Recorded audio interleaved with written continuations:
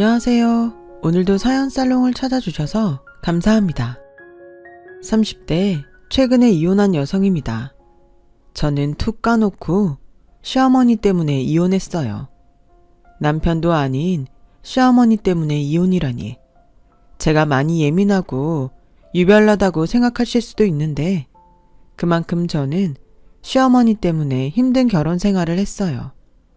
저희 시어머니는 무개념에 인간에 대한 작은 예의도 모르시는 분이셨는데 거기에 속물근성까지 있는 그야말로 나쁜 쪽으로는 퍼펙트한 사람이었어요. 이 사실을 결혼 전에 알아차렸어야 했는데 그때 당시는 그냥 시어머니와 며느리 사이에 종종 있다는 기싸움 정도로만 여겼던 저는 결혼 후 악몽 같은 시간을 보내야만 했죠. 우선 제 이야기를 조금 하겠습니다. 요즘은 개천에서 용났다는 표현을 잘 쓰지 않잖아요. 하지만 저는 저희 엄마가 보증한 촌에서 난 용이었어요. 도시 아이들은 학원이다 가회다 같은 사교육을 받고 공부를 했다면 저는 교육방송 하나로 전교 1등을 놓치지 않았거든요. 지금은 이걸 아주 자랑스럽게 이야기하지만 솔직히 저는 어릴 때 달리 할 일이 없어서 교육 채널을 봤어요. 다큐에서부터 인간 강의까지 그 덕을 나중에 톡톡히 본 거였죠. 저는 원래 서울에서 태어났어요. 하지만 엄마와 아빠가 이혼을 하면서 엄마는 자신의 친정인 서산으로 저를 데리고 내려가셨고 제가 초등학교 때 외할머니가 돌아가시면서 엄마는 외할머니가 운영하던 칼국수집을 물려받으셨는데 그게 저희 모녀의 발목을 단단히 잡아 저는 대학에 입학하기 전에는 좁은 서산 바닥을 벗어날 수가 없었어요. 물론 어린 마음에 답답하고 불만도 많았지만 그걸 다 표현하기에는 철이 빨리 들어 엄마가 고생하는 게 뻔히 보였고 그저 공부라도 열심히 해서 서울로 간다면 엄마도 좋은 마음으로 저를 보내줄 거라는 생각에 밥 먹고 자는 시간 빼고 공부만 했어요. 친구를 사귀면 공부할 시간을 뺏길 테니 친구도 사귈 생각도 없었고 그저 좋은 대학에 들어가 성공하고 싶다는 생각만 주문처럼 머릿속에 떠올리며 살았던 것 같아요. 그리고 간절히 바라면 이루어진다고 저는 서울대에 떡 하고 붙었습니다. 엄마는 기특하다며 저를 자랑스러워하시며 제가 서울에서 지낼 수 있도록 있을 곳을 마련해주는 것은 물론이고 용돈도 두둑하게 줬는데 막상 엄마와 진짜 떨어져 생활하려고 보니 혼자 남은 엄마가 유독 늙고 작아 보였어요. 엄마, 나 서울 가도 밥 잘 챙겨 먹어? 어디 아프면 돈 아깝다고 참지 말고 병원 꼭 가. 알았지? 알았어. 네가 지금 엄마 걱정할 나이야? 넌 네 할 일이나 잘해. 걱정은 엄마가 해야지. 엄마 없다고 밥 거르지 말고 돈 떨어지면 아르바이트 힘들게 하지 말고 전화해. 알았지? 시골 읍내에서 15평 남짓한 국수집을 하는 엄마가 무슨 여유가 있다고 말을 저렇게 하는 건지 저는 엄마와 헤어지는 그 순간 결심했어요. 꼭 성공해서 엄마를 서울로 모셔와야겠다고요. 그리고 그동안 마음먹으면 무슨 일이든 이루어냈던 저였기에 제 성공을 믿어 의심치 않았죠. 대학에 들어가서도 대기업에 취직하겠다는 일념으로 대학 생활을 하니 의외로 취업의 문턱은 그리 높지 않았어요. 1학년부터 4학년까지 오로지 그것만 생각해서 그런지 오히려 4학년 땐 취업 준비를 하는데 홀가분한 마음까지 들더라고요. 그리고 저는 바라던 대로 S전자 신제품 개발 부서로 입사를 하게 되었어요. 저희 엄마는 저희 입사 소식에 역시 너는 촌에서 난 용이야. 내 딸 장하다 장해 라며 한껏 신이 나셨고 그날 기분이 너무 좋은 나머지 하루 동안 칼국수를 공짜로 팔았다고 하더라고요. 엄마, 무슨 자선 사업하는 것도 아니고. 에이, 엄마가 너무 신나서 그랬지. 이제 우리 딸 고생 끝, 행복 시작이다. 이제는 기쓰고 살지 말고 좀 즐기면서 살아. 너 여태 연애도 못 해봤잖아. 치, 엄마가 그걸 어떻게 알아. 나도 엄마 몰래 할 거 다 해봤다. 귀신을 속여라. 어차피 한번 마음먹으면 엄마가 뭐라고 한들 소용없으니까. 말 안 했다만 이제라도 젊고 예쁜 나이 우리 딸이 즐기면서 살았으면 좋겠어. 아니야. 난 빨리 돈 모아서 여기서 가장 비싼 아파트도 사고 제일 비싼 차도 사서 엄마랑 편하게 살 거야. 아유, 우리 딸 꿈도 크다. 너 그거 하려면 네 이팔 청춘 다 간다. 엄마는 아파트도 싫고 차도 싫어. 비싼 게 좋은 게 아니야. 진짜 좋은 건 따로 있어. 그게 뭔데? 글쎄, 이제부터 네가 알아내야지. 네가 좋아하는 걸 엄마한테 물어보면 어떡해. 그러니까 우리 딸 많이 즐기고 누려.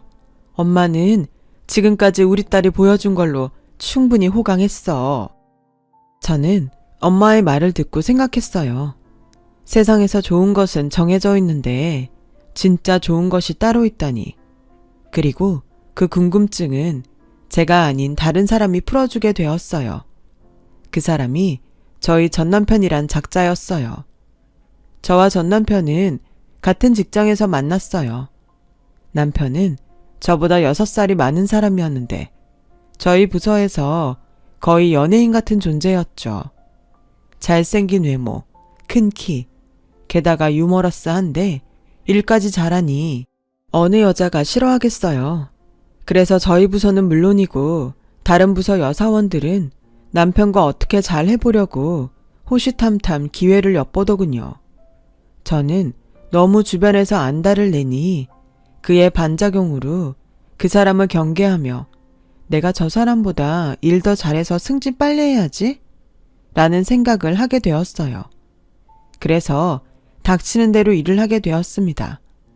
맡은 일은 물론이고 부서에서 필요한 일은 찾아가며 일을 했는데 그 모습이 팀장님에게 제대로 눈도장을 찍게 되면서 저는 남편과 묘한 경쟁을 하게 되었고 참 아이러니하게도 경쟁하다가 저는 남편과 눈이 맞아버리는 황당한 결과를 초래했어요. 민주 씨는 내가 그렇게 싫어요? 난 민주 씨한테 잘못한 기억이 없는데. 잘못하신 적 없으세요. 그렇죠? 근데 왜 나는 자꾸 민주 씨가 나를 경계하는 것 같죠? 아, 그런 적 없는데. 에이, 아닌데. 보통 여자가 남자를 경계하는 경우는 딱 2가지죠. 첫째, 남자가 큰 잘못을 했을 경우. 둘째, 여자가 남자를 좋아해서 의식하는 경우. 근데 난 민주 씨한테 큰 잘못을 한 적이 없으니 민주 씨가 나를 좋아하나 보네요. 뭐라고요? 무슨 그런 논리가 있어요. 그거 모르죠? 본인이 지금 엄청 귀엽다는 거. 그럼 이렇게 하죠. 민주 씨가 아니라 내가 민주 씨를 좋아하는 걸로요. 처음엔 뭔 수작인가 싶었던 남편의 말은 점점 밀려오는 파도처럼 제 마음을 휩쓸기 시작하더라고요. 엄마의 말대로 그동안 연애 경험이 없던 저는 남편에게 완전히 넘어가 버리게 되었어요. 저희 이상한 경쟁심과 오기를 빼고 생각하니 저야말로 남편을 밀어낼 이유가 없더라고요. 그래서 남편의 호의를 받아들였고 저희는 사내에서 약 2년간 비밀 연애를 하며 사랑을 키워갔는데 남편이 저보다 입사 선배이고 일을 잘하다 보니 자연스럽게 저는 동기들에 비해 훨씬 좋은 실적을 쌓을 수 있었어요. 그리고 그 결과 제가 동기들 중에서 승진이 가장 빨랐어요. 남편이 저에게 슬쩍 결혼 이야기를 꺼내더군요. 우리 만난 시간이 그리 길지는 않았지만 난 자기랑 결혼하고 싶어. 우리는 결혼해도 진짜 잘 살 거야. 서로 비슷한 구석이 많으니까. 나도 그렇게 생각해. 근데 결혼은 신중해야지. 우리 조금 더 만나보고 결정하자. 난 아직 일도 더 하고 싶고 우리 엄마한테도 더 잘하고 싶거든. 결혼해서 나랑 같이 하면 되지. 다른 직장도 아니고 결혼했다고 왜 회사를 관둬? 아깝게. 결혼만 할 뿐 달라지는 건 하나도 없어. 오히려 더 좋지? 나 사실 집에도 자기 만난다고 이미 얘기도 했어. 우리 엄마 자기 엄청 보고 싶어 해. 뭐? 벌써 얘기했어? 난 아직인데. 자기는 나랑 결혼할 생각이 없구나. 알겠어. 내가 너무 혼자 김칫국 마셨네. 부담 줘서 미안하다. 아니야. 결혼할 생각이 없는 게 아니라 아직은 아니라고 생각했지. 나도 자기 아니면 결혼할 사람 없다고 생각해. 다만 생각보다 자기가 결혼 얘기를 빨리 해서 놀란 거야. 물론 자기 나이로 생각하면 그럴 수 있어. 근데 나는 다르잖아. 나 30 넘었어. 그러니 당연히 사랑하는 여자랑 결혼 생각을 해야지. 나도 자기 아니면 결혼하고 싶은 사람 없어. 우리 결혼하자. 내가 결혼하면 더 잘할게. 자기 어머니한테도 엄청 잘할게. 적극적으로 프로포즈를 해오는 남자에게 흔들렸어요. 그리고 시기상의 문제였을 뿐 결혼을 한다면 저 역시 남편과 하고 싶다고 생각했기에 프로포즈를 받아들였고 곧 남편의 집에 인사를 가게 되었는데요. 거기서부터 저는 고부 갈등 초입기에 들어갔어요. 시어머니의 포스는 정말이지 장난이 아니었어요. 풍채도 있고 목소리도 크시고 말투며 행동 하나하나가 한눈에 여장부라는 느낌이 팍 들었죠. 그래도 뭐 성격이 시원시원하고 뒤끝 있게 하시지 않으면 저랑 아주 잘 맞겠다고 내심 기대도 있었는데요. 몇 마디 대화를 나누다 보니 시어머니와 절대 거리를 좁히지 못할 거라는 예감이 들었어요. 딱 그때 이 빌어먹을 결혼을 그만뒀어야 했는데 그냥 서로 기싸움하는 정도로 여겼던 저는 또 여지없이 시어머니에게 밀리지 않겠다는 마음으로 실수는 물론이고 어떤 틈도 보이지 않겠다고 생각했고 저희 이 판단은 시어머니에게 어디 한번 해보자는 거지?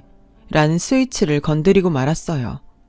두 여자는 겉으로는 웃고 있었지만 속으로는 엄청 치열한 기싸움을 벌이고 있었던 거였죠. 반면 시아버지는 체구도 작으시고 말씀도 부드럽게 하시는 편이었고 시어머니의 포스가 워낙 세다 보니 시아버지는 그런 시어머니 앞에서 어쩐지 길을 펴지 못하는 것처럼 보였어요. 그리고 자리가 자리이니만큼 시어머니는 저희 부모님에 대해 물으셨고 저는 전혀 굽히는 것 없이 이렇게 말씀드렸어요. 어릴 때 부모님이 이혼을 하셔서 저는 엄마와 둘이 살았고요. 엄마는 서산에서 칼국수집을 운영하고 계세요. 어머, 그럼 아버지가 안 계시는 거야? 네. 뭐 문제라도 있었니? 도박을 했다든지 아니면 여자 문제? 그런 것도 아니면 혹시 가정폭력 뭐 그런 건 아니었지? 네가 기분 나쁠 수도 있지만 이건 사실 엄청 중요한 일이다. 기분 나쁘지 않습니다. 제가 알기로는 아빠가 친구랑 사람을 너무 좋아해서 집안을 소홀히 하신 걸로 알아요. 아, 그래. 뭐 그 정도면 됐다. 물론 조금 더 여유 있는 집안의 며느리였다면 좋았겠지만 에스테 출신의 우리 아들이랑 같은 회사 다니는 스펙이면 합격이야. 대신 난 내 아들이 장모한테 끌려다니는 건 못 본다. 요즘엔 뭐 사위도 자식이라고 자기 아들처럼 막대하는 장모도 있다는데 난 딱 질색이야. 너도 나한테 딸이 아니듯 우리 아들도 니네 집 아들이 아니라는 거 그것만 분명히 하자. 알겠니? 엄마, 무슨 초면에 말을 그렇게까지 하세요. 어허, 아들, 원래 처음부터 거짓 없이 솔직해야 하는 거야. 싫은 건 싫다, 좋은 건 좋다. 내 말이 틀려요? 아니요, 맞습니다. 저희 엄마 성격이 누굴 막대하시는 분이 아니세요. 그건 걱정하지 않으셔도 됩니다. 대신 저도 며느리라고 막대하시는 건 싫어요. 어머님 말씀대로 싫은 건 처음부터 말해야 할 것 같아서요. 어머머, 요즘 젊은 사람들은 정말 대범하네. 그래요. 기억할게요. 아, 이제 말라도 되지? 어차피 가족들 사이인데. 저는 그렇게 신경전을 벌이며 시부모님과 첫 대면을 했어요. 생각해보니 그날 저는 시아버지의 목소리도 제대로 들어보지 못한 것 같네요. 그 정도로 시댁의 분위기는 시어머니 위주로 흘렀고, 결혼 준비 역시 시어머니는 자신이 주도권을 잡은 듯 자신의 뜻을 서슴없이 이야기하는데, 순간 이게 제 결혼식인지 시어머니 결혼식인지 헷갈릴 지경이었어요. 식장은 두 번째 가본 곳이 좋은 것 같다. 거기로 잡고 웨딩드레스는 너무 요란하지 않은 걸로 입어. 너무 화려하면 오히려 촌스럽다. 그리고 네 엄마랑 내 한복은 같은 곳에서 맞추자. 괜히 따로따로 준비하면 요상하게 튀더라. 아무래도 시골은 어쩔 수 없이 티가 나니까 네 어머니한테 한번 올라오시라고 전해라. 그리고 혼수는 내가 먼저 리스트를 만들어 봤는데 예산 좀 맞춰봐. 신혼집도 저도 보태서 구하는데 혼수며 결혼 준비까지 당신이 하나하나 개입하는 게 기분이 좋지는 않았어요. 그래서 한 번은 참다 이야기를 슬쩍 꺼냈는데요. 그때 시어머니의 표정을 저는 지금도 잊을 수 없어요. 어머님, 신경 써주시는 건 너무 감사한데 결혼식 준비랑 혼수 준비는 저희가 알아서 할게요. 저희 결혼식이잖아요. 어머, 너 지금 나한테 간섭하지 말라는 거니? 네. 어머머머? 너는 아직 시집도 오기 전에 시어머니한테 대드는 거야?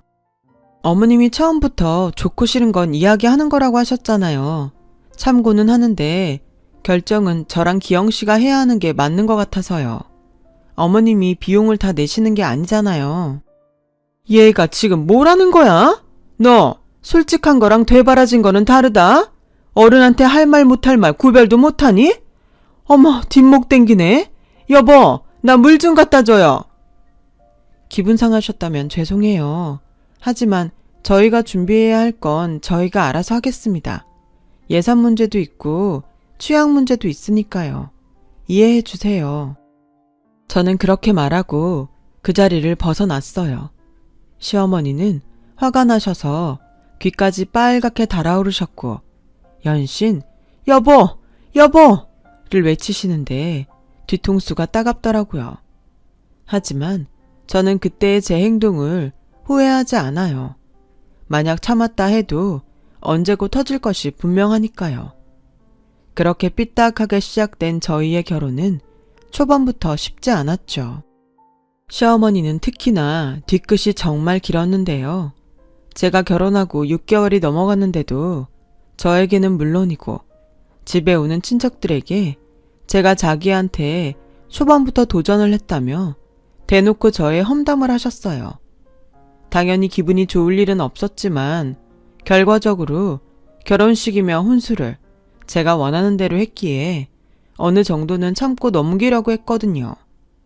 시어머니는 자기와 제가 엮인 레파토리가 바닥이 나자 넘지 말아야 할 선을 넘고 말았고 저는 또다시 참아줄 수 없는 지경에 이르렀어요.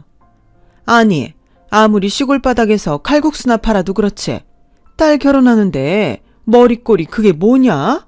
어찌나 촌스럽던지 내가 같이 입장을 하는데 민망해서 죽는 줄 알았어. 한복이야 나랑 같이 맞췄으니까 고급지고 고운데 그 안에 있는 사람이 영 볼품 없으니 그건 그거대로 진짜 별로더라. 시어머니는 분명 아셨을 거예요. 당신의 그 말이 제 귀에 톡톡히 들어가고 있다는 것을요. 그래서 저는 더 화가 났죠. 설사 그런 마음이 있었다 하더라도 제가 들을 수 있는 자리에서 그렇게 말한다는 건 저와 저희 엄마를 무시한다는 걸로 밖에는 받아들일 수 없기에 저 역시 그것에 맞는 행동을 하지 않을 수 없었죠. 저는 거실에서 조금 떨어진 주방에서 과일을 깎고 있었어요. 그래서 제 손엔 과도가 들려 있었고 저는 깎던 사과를 조용히 내려놓고 그 한가운데 과도를 일직선으로 푹 찔러 놓은 채 보란듯이 가방을 가지고 시댁을 나왔는데 남편은 물론이고 그곳에 있던 친척들은 저희 그런 행동에 모두 얼음이 되고 말았어요. 그리고 현관문을 쾅 닫고 저는 신혼집으로 와버렸죠. 한두 시간 후 남편이 집에 와서 저를 달래는 건지 화를 돋우는 건지 모를 말을 하기 시작했어요. 자기, 화났어? 그래도 그렇지. 다른 친척들도 다 있는데 자기가 그러면 어떡하냐? 뭐라고? 자기 어머니야말로 그렇게 말씀하시면 돼? 입장을 바꿔 생각해봐. 우리 엄마가 이모들 앞에서 자기 어머니랑 자기 흉보면 자긴 참을 수 있어? 난 참을 수 있어. 그냥 말하다 보니까 실수도 하시는 거지. 우리 엄마가 워낙 필터링 없이 말하는 사람이라 그냥 생각나는 대로 말씀하시는 거야. 난 그거 진짜 예의 없는 행동이라고 생각해. 자기가 참을 수 있다고 나까지 참으라고 하지 마. 우리 엄마가 결혼식 준비하면서 빈정이 많이 상했어. 내가 일부러 자기한테 말하지 않았는데 우리 엄마도 풀기는 해야지. 그래서 나보고 자기 어머니 풀릴 때까지 참으라고? 그래, 나한테 서운하신 거 참을 수 있어. 근데 우리 엄마가 뭘 잘못했어? 시골 사람이라 촌스럽다고? 그게 잘못이니? 알았어, 진정해. 우리 엄마도 아차 싶으셨을 거야. 그래도 우리 엄마 체면도 있는데 자기가 잘못했다고 말씀드리면 안 되겠어? 우리 엄마 지금 완전히 들어 누우셨어. 잘못은 지금 누가 했는데 나한테 지금 그게 할 소리야? 자기 이러려고 나한테 결혼하자고 했니? 중간에서 나도 좀 살자. 우리 엄마 폼생폼사인 거 자기 알았잖아. 그냥 눈 딱 감고 비유 좀 맞춰주면 될걸. 자기는 너무 빳빳해. 그러니까 엄마가 자기 기껏 끄려고 계속 그러시는 거야. 됐어, 그만해. 계속하면 나 이 결혼 후회할 것 같거든. 내가 뭐 많은 걸 바래? 그냥 예의 있게 살자는 거야. 그게 나빠? 남편은 어지간해서 제가 풀릴 것 같지 않자 입을 닫았어요. 그리고 한숨만 푹푹 쉬는데 그 모습을 보니 짜증이 나더라고요. 솔직히 시어머니는 당신 입으로 아니라고 했지만 은근 잘난 아들을 등에 업고 저에게 잘난 척을 하셨어요. 당신 아들 정도면 부잣집에서 탐내하는 사위라고. 그런 집에 장가를 갔으면 집이고 차고 몽땅 해주겠다고 할 텐데 없는 집 딸과 결혼하는 바람에 전셋집에서 살게 됐다며 그렇게 저를 돌려까셨거든요. 물론 그 말을 들을 때도 저는 가만히 있지는 않았어요. 어머님, 그렇게 따지면 저도 부잣집에서 탐내는 며느리예요. 제가 기영 씨보다 더 좋은 대학 나온 건 아시죠? 시어머니는 번번이 자기한테 따져대는 제가 당연히 별로였을 거예요. 하지만 그 소리를 듣고 그냥 참는 건 제가 용납이 되지 않았고 서울과 지방이라는 차이 빼고는 두 집안이 비슷비슷한데 자꾸만 우위를 따지려는 시어머니를 볼 때면 저도 그냥은 넘어가지 못하겠더라고요. 이쯤이면 저도 시어머니도 서로 잘 지낼 수 있다는 기대는 없었어요. 저는 맹세코 아니었지만 시어머니는 제 길을 꺾어놓겠다는 생각이 점점 강해지셨고 제 눈엔 뻔히 보이는데 시어머니는 아닌 척하며 일부러 저를 골탕 먹이려 하시더라고요. 한 번은 뻔히 있는 세탁기를 두고 저에게 겨울 이불을 발로 밟아 빨아서 옥상에 널라고 하시는데 그날이 영하 5도였거든요. 그 이불을 밖에 널어봤자 말을 턱이 없는데 시어머니는 저에게 무조건 하라고 하셨고 저는 시키는 대로 솜이불을 발로 밟아 빨았는데 그 무게가 장난이 아니어서 옥상에 걸자마자 빨랫줄이 툭 하고 끊겨져 버렸어요. 아니, 너는 이불도 제대로 못 널어서 어쩌자는 거야? 이 아까운 이불을 어떡해? 그러게 제가 이건 세탁소에 맡기는 게 더 낫다고 했는데 시끄러. 난 평생 이불 빨래하면서 살았다. 세탁소 같은 소리 하네. 너 이거 다시 빨아. 내가 건조대 꺼내놓을 테니 이번엔 건조대 위에 올려라. 네, 근데 이 날씨에 설마 이게 마를 거라고 생각하시는 건 아니죠? 땡땡 얼 텐데. 넌 어째 한 번을 고분고분하게 넘기는 일이 없니? 꼭 그렇게 토를 달아야 속이 시원해? 니네 엄마는 널 그러라고 가르치셨니? 어머니, 됐어. 또 지 엄마 얘기했다고 눈에 핏대 세우겠지. 됐고, 이거 다시 빨아서 건조대에 널어놔. 그리고 도가니 사서 끓일 거니까 너 불 앞에서 보초 좀 서라. 어머니, 저 내일 아침 일찍 회의 있어요.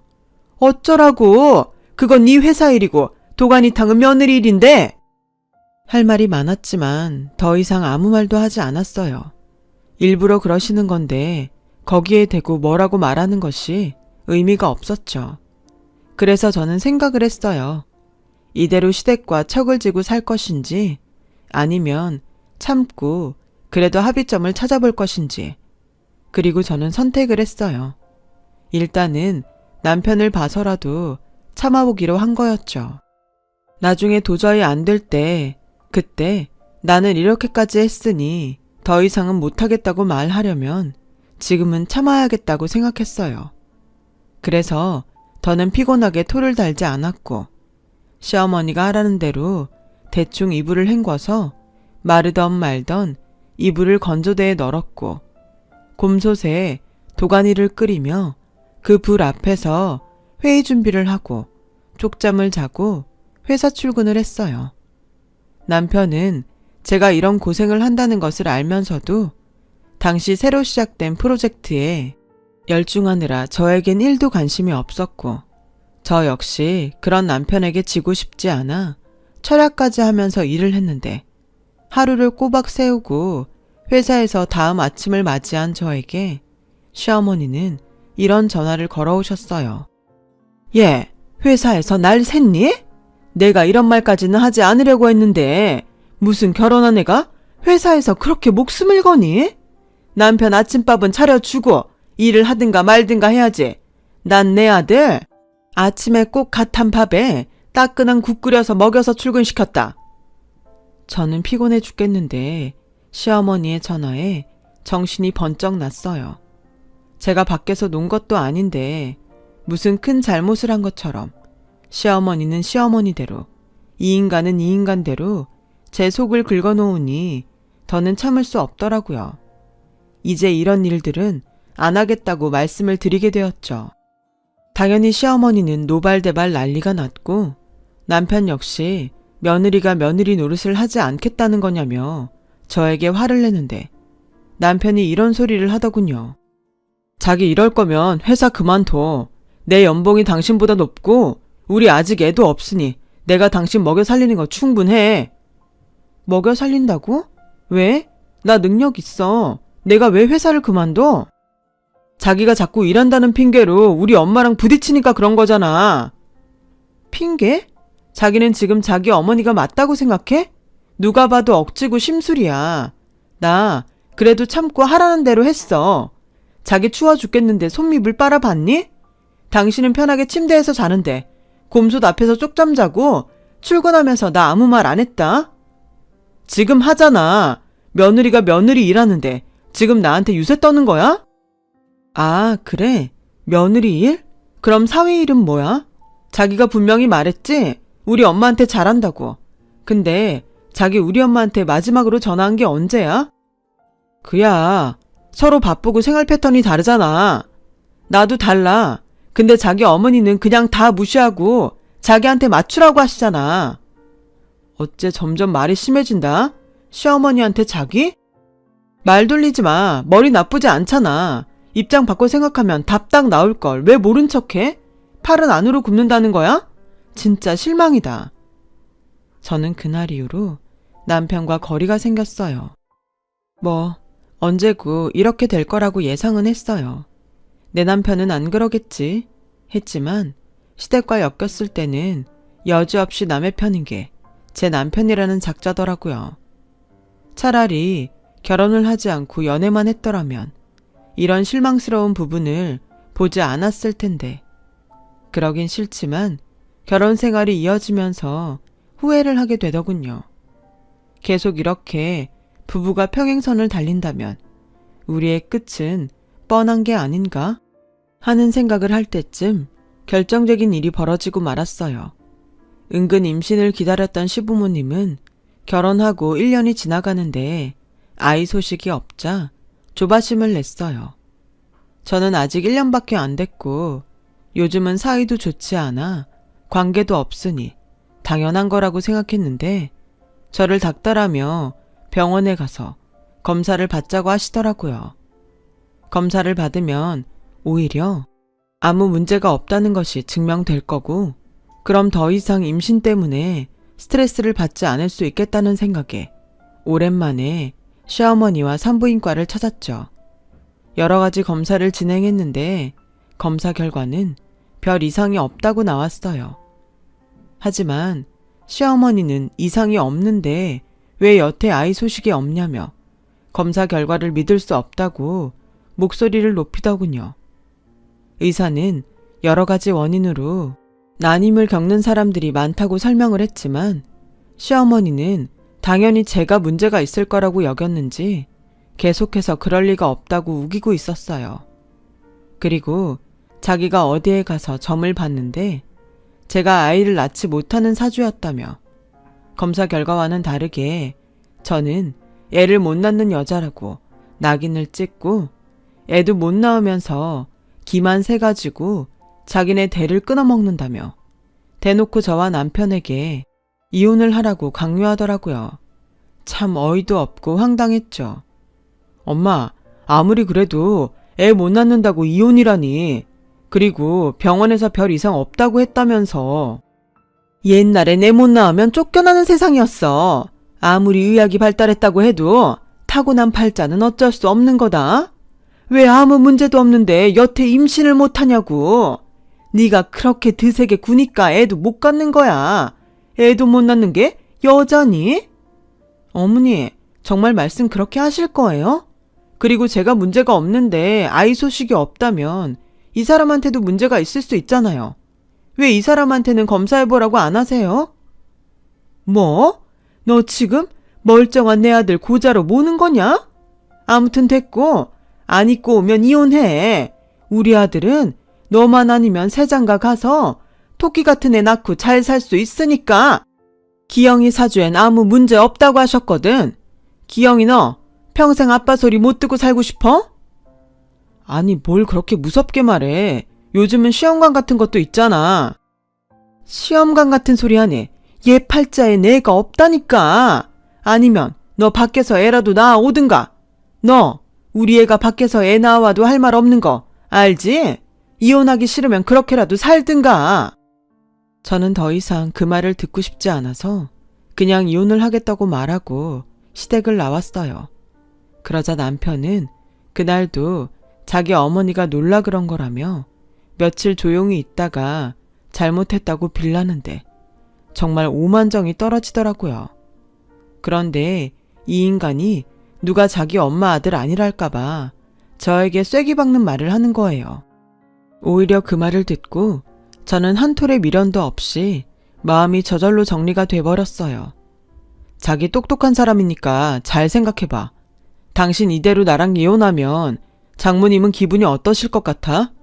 자기 장모님 끔찍하게 생각하잖아. 딸이 돼서 엄마 가슴에 대못을 박으면 쓰겠어?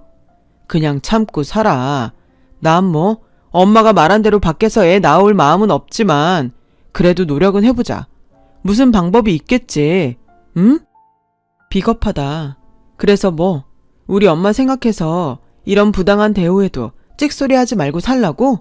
그게 우리 엄마를 위하는 거라고? 솔직히 까놓고 내가 당신 사랑해서 결혼했지. 당신 집 볼 거 있냐? 볼 거 없는 집 딸이 애도 못 갖는데 아무리 S대에 대기업에 다닌다고 해도 누가 좋아하겠어. 그냥 성질 죽이고 내 옆에 있어. 난 그래도 당신 버릴 생각은 없다니까. 정말 쌍으로 논다는 그 말이 이 순간 그렇게 들어맞을 수가 없었어요. 저는 마치 선심을 쓰겠다는 듯 말하는 남편에게 됐다고? 너 아니어도 나는 잘 살 수 있으니 당장 이혼하자고 말했죠.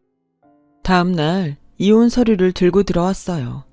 그리고 어차피 신혼집 구할 때 제가 보탰던 돈은 결혼하고 모으던 통장에서 뺐습니다. 그리고 간단히 짐을 싸서 나왔어요. 제가 장만했던 혼수들은 모두 중고 사이트에 올려 정리를 하는데 생각보다 물건이 금방금방 팔리더군요. 저는 일부러 중고 거래를 한 날짜에 모두 맞췄고 제가 워낙 저렴한 가격에 내놔서 사람들은 제 시간에 모두 맞춰져서 신혼집은 그야말로 하루 만에 텅텅 비게 되었어요. 당신 미쳤니? 우리 아직 이혼 안 했어. 내가 아직 도장 안 찍었다고. 누구 맘대로 짐을 빼? 다시 안 갖다 놔? 다시 갖다 놓으라고? 내가 왜? 내 돈으로 산 물건들인데. 그리고 도장 안 찍은 건 당신이지. 난 이미 도장도 찍었고 당신이랑 살 마음도 없어. 당신이 바라는 대로 좋은 집에 새 장가 가. 그 여자는 과연 개념 없는 당신 어머니 감당할 수 있을까? 아무튼 이혼 서류에 도장이나 빨리 찍어. 아님 나 소송한다. 저는 짐이 빠져 놀란 남편의 전화에 한바탕 하고 전화를 끊었어요.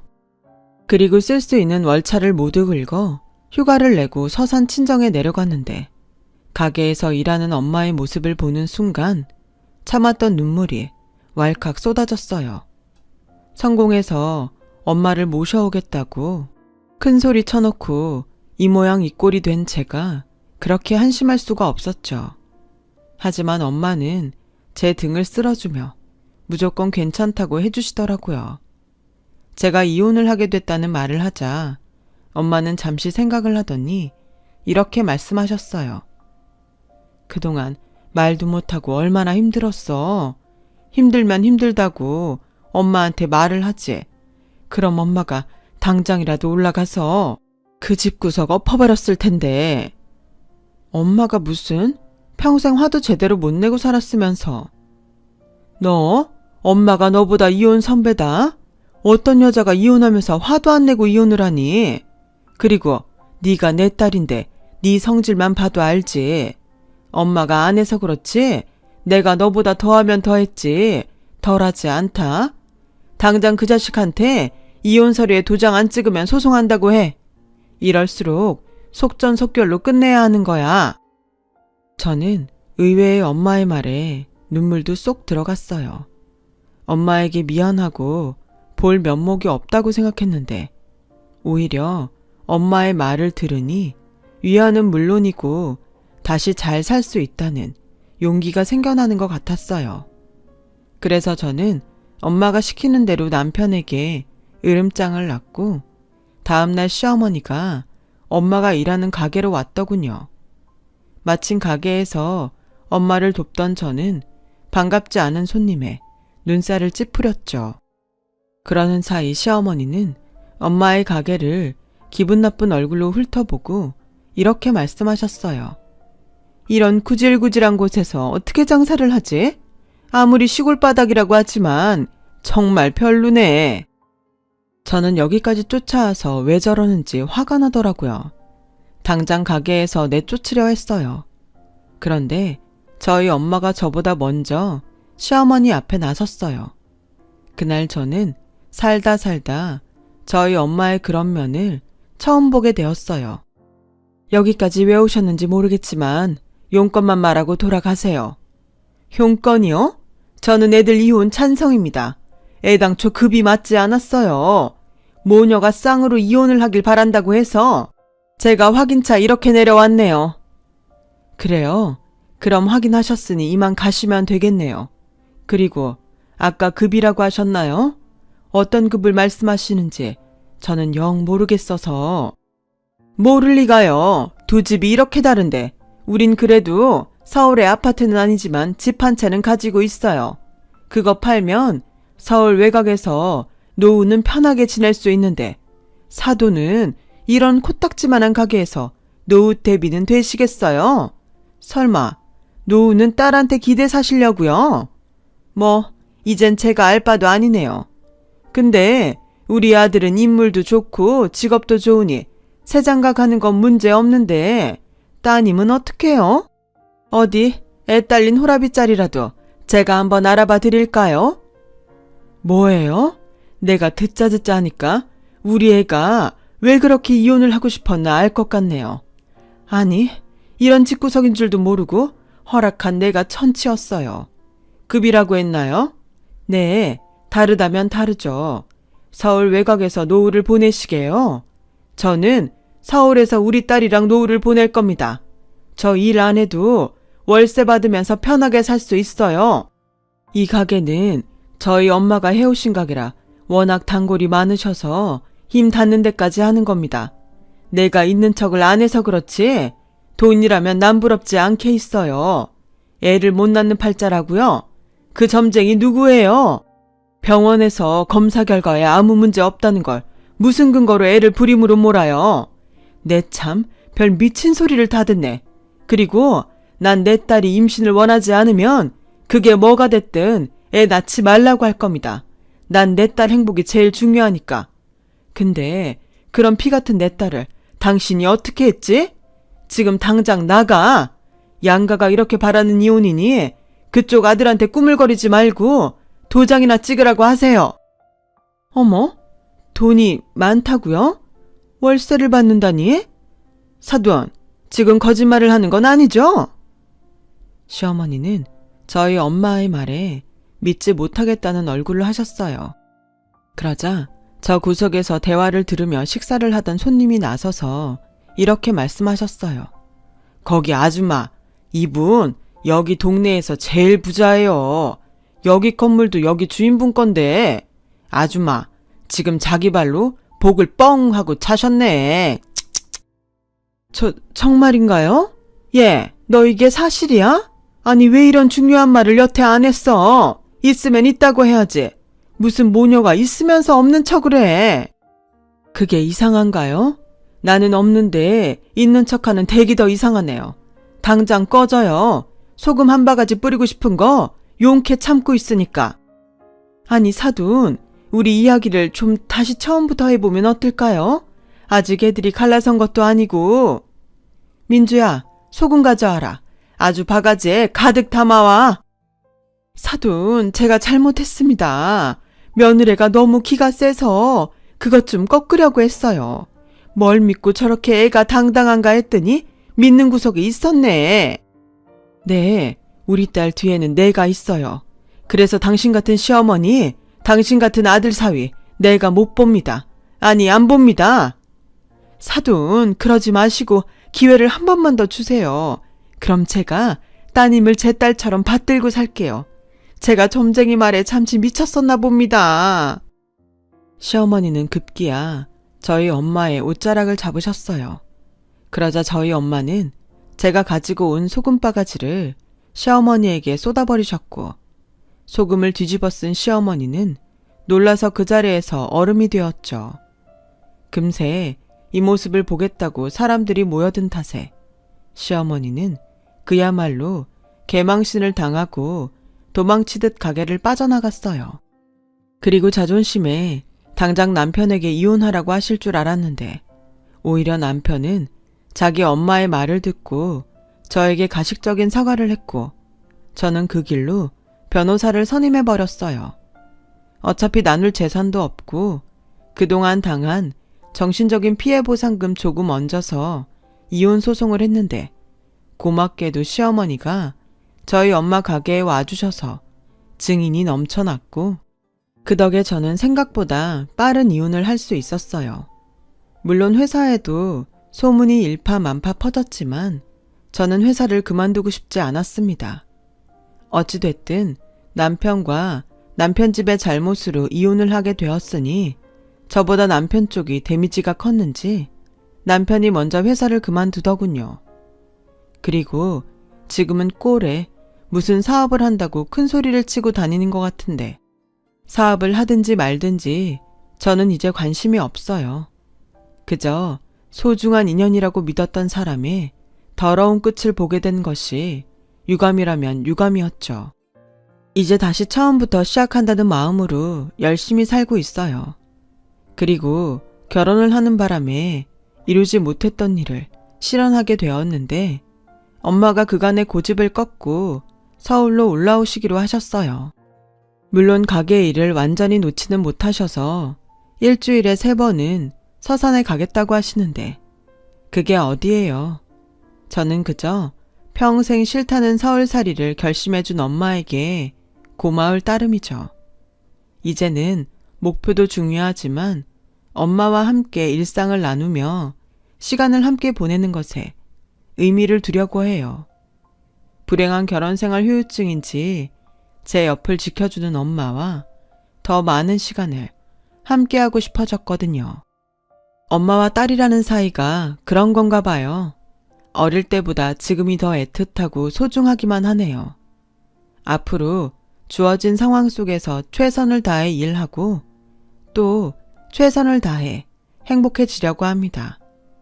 예전에 저희 엄마가 진짜 좋은 건 제가 알아내야 한다고 말씀하셨는데 이제야 조금씩 제가 무엇을 좋아하고 원하는지 알 수 있을 것 같아요. 여러분들은 어떨 때 가장 행복하세요? 답을 꼭 찾아내시길 바라며 저는 저의 이야기를 마치려 합니다. 지금까지 저의 이야기 들어주셔서 너무너무 감사드립니다. 여러분, 사연 댓글에 응원과 현명한 조언 부탁드려요. 좋아요와 구독은 저에게 큰 힘이 됩니다. 오늘도 좋은 일 가득하세요.